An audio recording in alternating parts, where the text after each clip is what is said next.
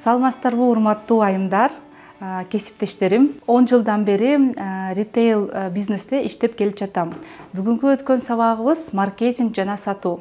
Өтө маанилүү деп ойлойм. Анткени ар бир бизнестин максаты бул акча табуу. Эми сабакты баштайлы. Эң биринчиси мазмуну. Эмнени бүгүн биз үйрөнөбүз. Эң биринчиси бул продукттун баалуулугу. Көбүнчө баардыгы адамдар бааны баалуулук менен туура билбейт да. Баа эмне экенин, баалуулук эмне экенин. Ошону бүгүн өтүп кетебиз. Баалуу сунушту кандай түзүш керек? Ошону да өтүп кетебиз. Формуласы бар өзүнүн. Үчүнчүсү кардарларыңыз сегменттөөнү да өтүп кетебиз. Ар бир билесиздер, ар бир бизнестин өзүнүн кардарлары бар. Ар бир кардардын портрети бар. Ошо портрет тизгенден кийин ошону да сегментация кылса болот. Ошону да бүгүн өтүп кетебиз. Төртүнчүсү базардын көлөмүн кандай анализ кылыш керек? Ошону да айтып кетебиз. Дагы абдан маанилүү бул конкуренттик анализ. Сиз ар бир ишти баштаганда өзүңүздүн конкурентиңизди билишиңиз керек. Бешинчиси бул кандай сатуу каналдар бар. Негизи 20дан ашкан сатуу каналдар бар. Бирок көбүнчө бизнес баштаган айымдар, эркектер деле айтып кетсем болот, бул сатуу каналдарды билбейт. Ошо сатуу каналды үйрөнгөндөн кийин биз ошондон кийин сатуу стратегияга өтсөк болот. Эми баштайлы. Продукттун баасын баардыгыңар билесиздер. Бул биз дүкөнгө чыкканда көрүп жаткан баа бул продукттун баасы болот. Продукттун баасын түзгөндө биз өндүрүү үчүн кандай чыгымдар болдук? Биз соода чыгымдарыбыз барбы? Административдик чыгымдар, ушунун баарын эсептеп, кирешебизди кошуп, биз бир баа чыгарабыз. Бирок бул кирешенин байкадыңызбы, кээде бир эле окшогон товарга баа ар кандай болот. Кээде же бир услугага караганда бир компания кичинекей баа коет, башка компания өтө чоң баа коет. Бул эмнеден? Бул жөн эле мен чоң киреше алгым келатат деген себептен эмес. Бул чын айтканда ошогу продукттун, товардын же ошогу услуганын өтө баалуулугу бар болгон үчүн ошондой чоң баа болот. Ошон үчүн бул айтып кеткенде баа деген бул баалуулук эмес. Баа деген бул бир цифра, бирок баалуулук бул башка бир нерсе. Ошондо айтып кеткенден кийин продукттун баасы бул продукттун баалуулугу эмес.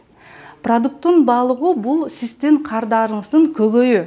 Сиздин продуктуңуз, сиздин товарыңыз же сиздин услугаңыз сиздин кардарыңыздын көбөйүн кандай чечет? Ошо көбөйлөрүн билсеңиздер, сиз ошо баалуулукту биле аласыздар.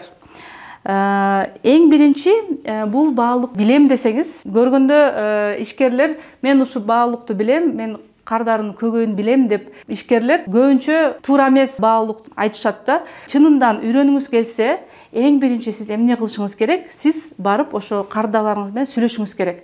Биз буну көбөй интервью деп коебуз. Эмне кыласыздар?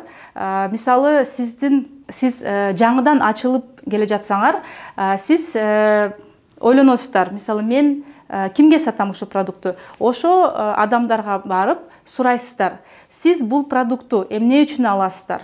Сиздин кандай көбөйлөрүңүз бар? Сиздин кандай көбөйлөрүңүздү биз чече алабыздар? Көбүнчө адамдар чындыктан айтат. Мисалы мен бул сууну суу болгон үчүн албайм, туурабы? Экологиялык таза, мисалы мөңгүдөн жаралган суудан ал себептен албайт. Бул сууну суу ичкиси келип жаткандыктан алат. Же болсо, мисалы кийимди адамдар эмнеге алат? Сулуу болуп көрүнүш үчүн алат. Же телефонду, мисалы телефон сатуучу компанияны айтып кетейин, баарыңыздар билесиздер, Apple iPhone. Эмнеге ушундай популярдуу болду? Булар деген эң биринчи булардын кардарлары ошол эле фотографтар, видеографтар чоң камераны ташыгысы келбейт. Бул деген бир көбөй. Ошон үчүн Apple iPhone телефонун чыгарганда эң ушу көбөйдү өйрөнүп айтты. Биздин баалуубуз кичинекей камера, жеңил, телефонго орноштурулган. Сиз ушу менен профессионалдуу фотограф боло аласыздар.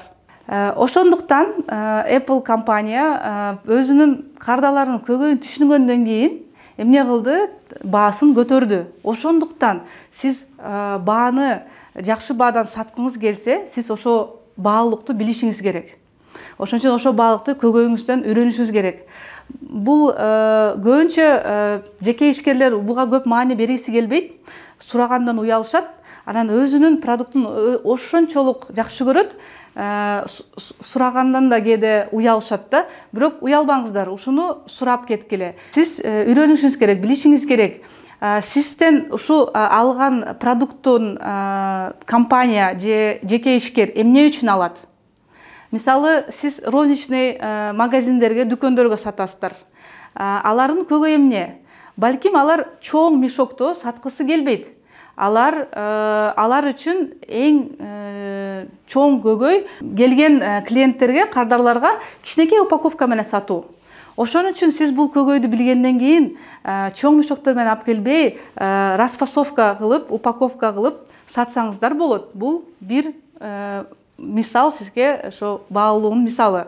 Эми кийинки слайдка өтөлү. Бул баалуулук сунушту түзүү. Айтып кетейин, бул өтө деле чоң маселе эмес, бирок көбүнчө жеке ишкерлер ушул жерден такалып калышат экен. Кадимкидей эле формула, карасыздар, мен ушундай компания, ушундай кардарларга бул бир көкөйдү технология менен баалуулук алууга көмөктөшөбүз. Бир караганда айтып кетейин, бир компанияда бир эле продукт менен ар кандай кардарга карата, ар кандай көкөйгө чечүүгө ар кандай баалуулуктар болот. Ошон үчүн бул формуланы ар бир көкөй үчүн колдонсоңуздар болот. Мисалы, мен ич кийим дүкөнүнүн негиздөөчүсүмүн. Ар кандай кардаларым бар, баардыгы эле бир аялдар эмес. Мисалы, бир кардар тип деп коеюн, бул келиндер. Ушу келиндердин көкөйү үйлөнүп жаткан заманда табылбагылат керектүү ич кийим же үйгө жата турган кийимдерден. Ошон үчүн биз ошого кардарларга ошого көкөйдү кандай баалуулук беребиз? Бир жерге келип, баардыгын бизде бир чечим бар. Мисалы, башка аялдар үчүн мен бир башка баалуулук сунуштайм. Сиздин да компанияңызда ошондой бир баалуулук болуш керек. Ар кандай, ар бир көкөйгө ар бир баалуулук. Эми бул слайдта атайын сизге бир мисал келтирип кетким жатат. Мисалы, сиз бир продукция чыгарасыздар. Сиз ошону жөн эле экологиялык таза продукт деп айтып кетсеңер, бул жөнөкөй эле касиет. Бул баалуулук эмес, айтып кетейин. Же мисалы, сиз болсо айтсаңыз, бул өрүк алмадан же кайналыдан мен жемиштүү бир пастила, момпосу чыгарам десеңиз, бул да баалуулук эмес, бул полуфабрикат деп айтып кетсек болот. Баалуулук бурда эмне болот? Сиз мисалы кардаңызга айтасыз, сиз балдарыңыз үчүн атайын ушу жемиштерден пюре жасап убакыт коротпоңуздар. Биздин продукциябызды алып, өзүңүздүн балдарыңыздарга витаминдүү, жемиштүү тамактансаңыздар болот деген баалуулук сунуштасаңар болот. Кийинки темабыз бул кардарларды билүү жана анализдөө жана сегментациялоо. Бул өтө маанилүү. Эмнеге? Ар бир кардар өзүнүн бюджети бар. Мисалы, бир кардар типи сизге чоң акча алып келет, көп продукция алат. Башка кардарлар азыраак алышат, эң акырында албай коюшу мүмкүн. Ошон үчүн сиз өзүңүздүн кардарларыңызды анализдешиңиз керек. Мисалы, сизден алган кардарлар ким сизден продукцияны бат алат? Булар көбүнчөсү көкөйүн түшүнгөндөн кийин, сиз менин көкөйүмдү чечип жатасыздар. Ошо кардарлар сизден өтө бат, өтө бийик баада алышы мүмкүн. Мисалы, ар бир эле компанияда кандай бир мисал кетирип кетейин. Мисалы, сиз жер жемиш сатасыздар дедик. Мисалы, розничный дүкөндөр бар. Чоң супермаркеттер бар.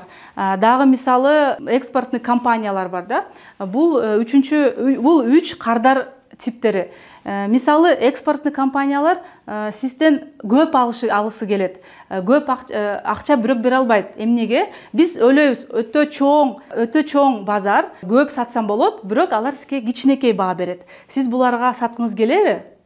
Булардан көп акча пайда көрө албайсыздар. Бирок мисалы розничный дүкөндөр менен же супермаркетте иштегенде сиз пайданы дагы көп көрөсүз. Ошон үчүн бул сегментациялоо өтө маанилүү. А сегмент деген бул айтып кеткендей сизден бат алат, көп акча төлөйт. Б сегмент бул кардар типи сизден алышат, кичине ойлонушат, заман керек. С сегмент башыңызды оорутат, бирок албай коюшу мүмкүн. Жана X деген сегмент бар, бул сиз өтө саткыңыз келет, аларга бирок сиз аларга чейин дагы өсө элексиздер.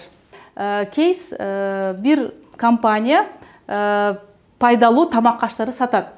Мисалы көрүп жатасыз, бир эле аялзат канча кардар типине бөлүнгөн. Бул жакта аялзат бар, дагы ооруган адамдар бар, B2B бар. B2B деген бул бизнеске сатат. Ушундай сиз дагы өзүңүзгө чизип кетсеңиздер, сизге өтө жеңил болот ишиңизде. Эми кийинки темабыз бул сиздин базарыңыздын көлөмү. Буну да анализдеш керек. Эмнеге? Сиз ишкер катары билишиңиз керек. Сиз бул бизнеске акча салып жатасыздар, инвестиция кылып жатасыздар. Бул өзү негизи базар чоңбу, кичинекейби, канча аялзат бар. Мисалы, Кадамжай шаарында өзүңүздүн продукцияңызды сатып жатасыз. Сиздин ошол эле рыногуңуз сом эсептелет.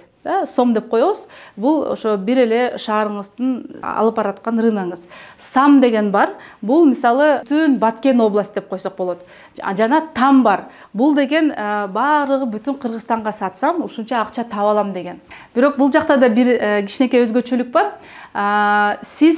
Сизден тышкары бул рынокто, бул базарда сиздин конкуренттериңиздер бар. Мисалы, ошол эле продукцияны чыгарган, өнүктүрүшкөн, айтып кетейин, мисалы 2 компания же 3 компания бар. Ошо 100% рыноктон 30% сиздики. Ошону эсептешиңиз керек. Эсептеп жатканда там сам сомду. Буну билгенден кийин сиз өзүңүздүн бизнесиңизди жакшы түшүнүп каласыздар. Конкуренттерди анализдөө кылып жатканда көбүнчө ишкерлер баасын эле карап жатат да. Мисалы, мен баам кичинекей, аларга караганда мен ошон үчүн ушу рынокто, ушу базарда биринчи болом. Бирок бул туура эмес позиция деп ойлойм. Сиз ошентип ойлоп жатсаңыз, мен оюмча киреше көрбөйсүздөр, көп пайда көрбөйсүздөр. 1-2 жылдан кийин ушундай бизнес жабууга мүмкүн.